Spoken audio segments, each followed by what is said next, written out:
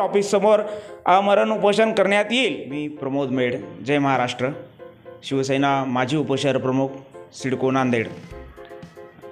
काही दिवसापासून राशन दुकानच्या अनेक तक्रारी माझ्या कार्यालयावर येत होत्या आणि माझ्याकडे येत होत्या आणि काही लोकांनी बरेच तक्रारी केल्यानंतर एक 8 दिवसापासून सातत्यानं माझ्याकडे तक्रारी आल्यानंतर मी त्यांचा फॉलोअप घेतला आणि मग बघितल्यानंतर मला वाटलं की बाबा खरंच या लोकांना फार त्रास आहे।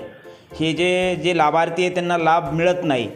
बरेच दिवसापासून जे ऑनलाईन पद्धत आहे राशन कार्ड करायची ते एक होत नाही। क्रमांक 1 वर गेल्या 3-4 वर्षापासून अनेक जणांचे ऑनलाईन राशन कार्ड झालं नाही। त्यानंतर जे काही राशन येते सरकारचा मेसेज येते प्रत्येकाच्या मोबाईलवर, एकाला 30 किलो 40 किलो 50 किलो असं काही बी जे काही राशन असेल ते राशन त्या पद्धतीनं वाटप होत नाही।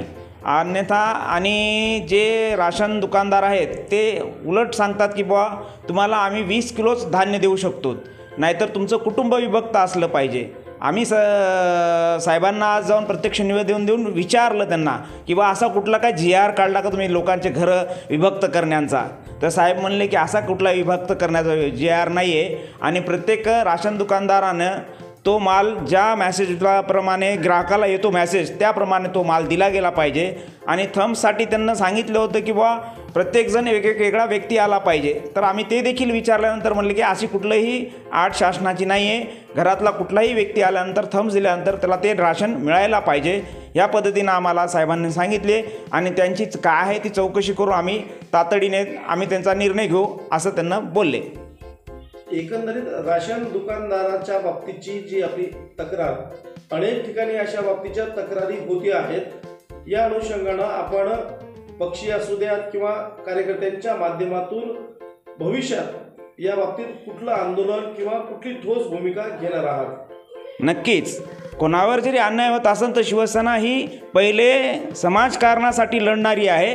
80% समाजकारण आणि 20% राजकारण हे बाळासाहेबांनी आम्हाला तेव्हा सांगितलेलं आहे। आज जर कोणी जर अन्याय करत असेल तर नक्कीच आम्ही त्याबद्दल राशन दुकानदारांच्या विरोधामध्ये आम्ही रस्त्यावर उतरून प्रत्येक नागरिकांना त्यांचा हक्क दिल्याशिवाय आम्ही स्वस्थ बसणार नाही। इथल्या राशन दुकानदारांना हा माझा इशारा आहे की तुम्ही सर्वांना जे काही धान्य सरकारी धान्य येत असेल ते धान्य तुम्ही दिलं पाहिजे। कुठलीही किट तुम्हाला जर कमी येत असेल तर तुम्ही ते ग्राहकांना दाखवा की आम्हाला एवढ्याच किट प्राप्त झाल्यात आणि आम्ही इतक्या देऊ शकत नाही। त्या पुढचा आम्ही पाठपुरावा त्या लोकांशी करू की तुम्ही किट खाल्ल्या की त्यांना खाल्ले हे कळायला मार्गच नाही। आम्हाला एका राशन दुकानदारानं असं सांगितलं की माझ्याकडे 400 गिरायक आहेत, त्यापैकी 360च मला किट आल्या।